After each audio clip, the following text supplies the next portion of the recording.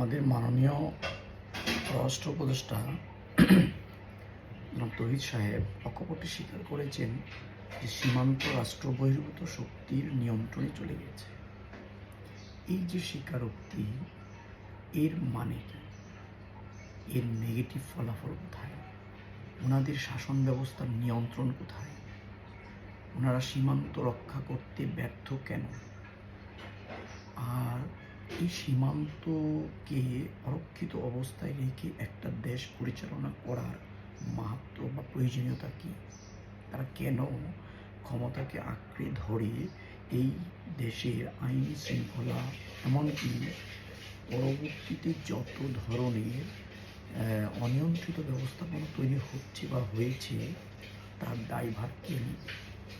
একটা কথা বিশেষভাবে উল্লেখ্য যে রাজনৈতিক অদূরদর্শিতার কারণে এই যে সীমান্তকে অরক্ষিত অবস্থায় ঠেলে দিয়ে এবং তা অকপটে স্বীকার করার যে মানসিকতা, নির্লজ্জতা যেটা আমাদেরকে চেয়ে বসেছে, সেটাকে কখনোই গ্রহণযোগ্য বলে মনে হতে পারে না।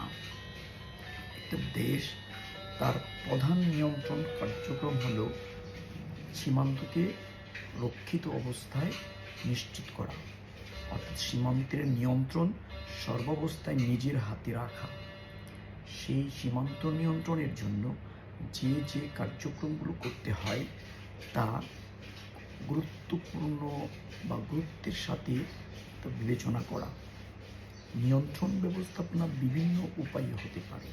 প্রশাসনিকভাবে, যেটা সীমান্তের মধ্যে সেনাবাহিনী বা বিজিবির দ্বারা মাধ্যমে এটাকে নিয়ন্ত্রণ করা যেতে পারে।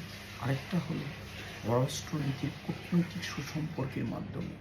আমরা বর্তমান অবস্থাতে কূটনৈতিক সুসম্পর্ক থেকেও নিজেদেরকে রক্ষা করতে পারিনি, এবং সীমান্তের যে রক্ষী বাহিনী যারা আছে, রক্ষাকর্তারা যারা আছে, যে যে বাহিনীর মাধ্যমে সীমান্ত রক্ষা করা হয়, তাদেরকেও নিয়ন্ত্রণ সঠিকভাবে করতে পারেনি।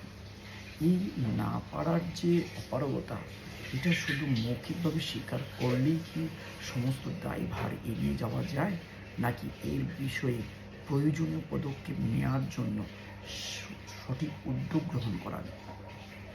এখন আমরা প্রত্যক্ষ বা পরোক্ষভাবে একটা অঘোষিতভাবে একটা যুদ্ধাবস্থার মধ্যে নিজেদেরকে ঠেলে দিচ্ছি। আন্তর্জাতিক রাজনীতিতে, পররাষ্ট্র নীতিতে, কূটনৈতিক সম্পর্কের অদূরদর্শিতা, এই অরক্ষিত যুদ্ধাবস্থার মধ্যে আমরা নিজেদেরকে ধাবিত করছি। এই ধাবমান অবস্থা থেকে বেরিয়ে আসতে হলে আমাদের কী করতে হবে তা আমরা সঠিকভাবে নির্ধারণ করতে ব্যর্থ হচ্ছি। এই ব্যর্থতার দায়ভার এখন সরকারকে নেবে না জনগণ নেবে? সর্বোপরি সরকার কিন্তু পালিয়ে যায়, সরকার কিন্তু চলে যায়, কিন্তু জনগণ থেকে যায়। এর দায়ভার কিন্তু জনগণকেই ভোগ করতে হয়, প্রতিনিয়ত ভোগ করতে হয়। অর্থনৈতিকভাবে ভোগ করতে হয়, সামাজিকভাবে ভোগ করতে হয়, অপরাজনৈতিকভাবে ভোগ করতে হয়, তারপরে আমরা অপশাসনের মাধ্যমে করতে হয়, যা সর্বোপরি দুঃশাসন বলে বিবেচিত হয়ে যায়। আমাদের দেশের বর্তমান যে রাজনৈতিক অরক্ষণশীলতা বা অরক্ষিত রাজনৈতিক ব্যবস্থাপনা আমাদের কী কী অপশাসনের দিকে ধাবিত করছে। দেখুন, আমরা আরাকান রাজ্যকে করার জন্য একটা প্রক্সি ওয়ারে আমরা জড়িয়ে যাচ্ছি। আমরা তাদেরকে করিডোর দিচ্ছি। মায়ানমারের সাথে আমাদের যে সম্পর্কের অবনতি হচ্ছে, তা ভবিষ্যৎ একটা যুদ্ধাবস্থায় ঠেলে দিচ্ছে। আমাদের চট্টগ্রামের ভবিষ্যৎ কোথায়? এই যে আমরা করিডোর দিলাম, এই যে ইয়াদেরকে, রোহিঙ্গাদেরকে আশ্রয় দেওয়া হলো এবং রোহিঙ্গাদের জন্য পুনর্বাসনের ব্যবস্থা করার কোনো সুযোগ হচ্ছে না, এবং ভবিষ্যতে যে আরাকান, আরসা, রোহিঙ্গা, এদের যে যুদ্ধের যে একটা ধামামা বাঁধছে, সেই ধামামা থেকে আমাদের চট্টগ্রাম তথা বাংলাদেশের ভবিষ্যৎ কোথায়? বাংলাদেশের স্বাধীনতাকে কিনা অরক্ষিত অবস্থায় পতিত হচ্ছে, নাকি বাংলাদেশকে আমরা একটা অসহনশীল রাষ্ট্রে পরিণত করতে যাচ্ছি? আমাদের স্বাধীনতা বর্তমান অবস্থাতে সাংঘাতিকভাবেই খর্বিত হচ্ছে। স্বাধীনতাকে আমরা প্রশ্নবিদ্ধ করে ফেলতেছি।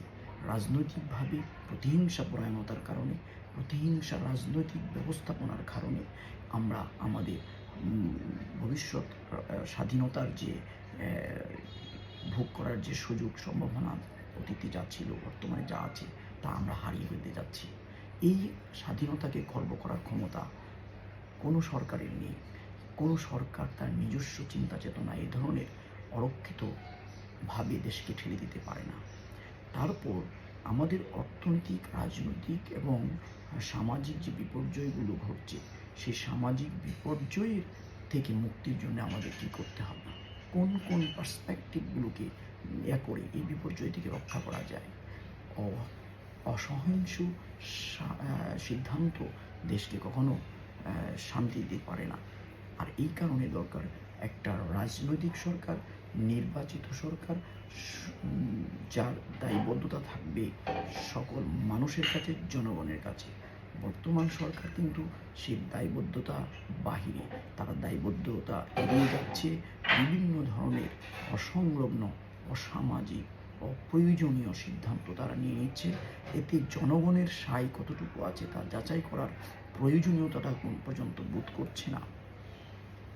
তারপর আমাদের যে প্রতিহিংসার বর্তমান রূপ ধারণ করেছে, রাজনৈতিক প্রতিহিংসা, হামলা মামলা, তারপর এই চাঁদাবাজি, লুণ্ঠন, এই ইতিহাস বিকৃতি, এরপর মুক্তিযুদ্ধ ও মুক্তিযুদ্ধ চেতনার ওপর আঘাত, এগুলোকে কখনোই প্রশ্রয় দেওয়া যাবে না। মব যে বিচার কার্যক্রমের যে মবের যে একটা প্রচলন ঘটেছে, এই মব থেকে বের করে নিয়ে আসতে হবে এবং যে মবগুলো হয়েছে প্রত্যেকটা মবের প্রয়োজনীয় বিচার ব্যবস্থা নিশ্চিত করতে হবে। নইলে আমরা রাস্তাঘাটে, বাড়িতে, ঘরে কোথাও নিরাপদভাবে থাকতে পারবো না। সেই নিরাপদভাবে থাকার জন্য আমাদের সুশাসন নিশ্চিত করতে হবে। অপশাসনগুলো থেকে মুক্তি পেয়ে এখন যদি আমরা দুঃশাসনে পর্যবসিত হই বা পতিত হই, তাহলে তো আমাদের দেশ, আমাদের কাঙ্ক্ষিত উদ্দেশ্য কখনোই স্বাধীন হবে না। এখন আমাদের দেশের, আমরা তো দেশপ্রেমিকের যে একটা গিজগিজ অবস্থা, মানুষ এত বেশি দেশপ্রেমিক হয়ে গেছে যে কে দেশপ্রেমিক, কে দেশদ্রোহী, কে দেশের মঙ্গল চাইতে, কে দেশের অমঙ্গল চায়, তাই আমরা বুঝতে পারছি না। আমাদেরকে সেই বোঝার জন্য যে কার্যক্রমগুলোকে প্রাধান্য দিতে হয়, সেই প্রাধান্য না দিয়ে আমরা অপ্রয়োজনীয়, অপ্রাসঙ্গিক, অনিয়ন্ত্রিত ব্যবস্থাপনাকে টেনে নিয়ে আসতেছি। সেই টেনে নিয়ে আসার যে আমাদের ধারাবাহিক বিপর্যয়, সেটা কিন্তু প্রতিনিয়ত ঘটছে। খুন হচ্ছে, রাহাজানি হচ্ছে, ধর্ষণ হচ্ছে অপরাজনীতি, অপশাসন, এই ব্যাখ্যা করে শেষ করা যাবে না। আমরা আমাদের দেশকে কখনোই যুদ্ধাবস্থার দিকে ঠেলে দিতে পারি না। ভারত পাকিস্তান যুদ্ধ করবে, আফগানিস্তান পাকিস্তান যুদ্ধ করবে, আবার ভারত চীনের সাথে রাজনৈতিক অসহযোগিতা, ভারত বাংলাদেশের সাথে রাজনৈতিক যে প্রতিহিংসা বর্তমানে শুরু হয়েছে, এতে কিন্তু কোনো প্রতিবেশী দেশ কখনো সুস্থ থাকতে পারে না।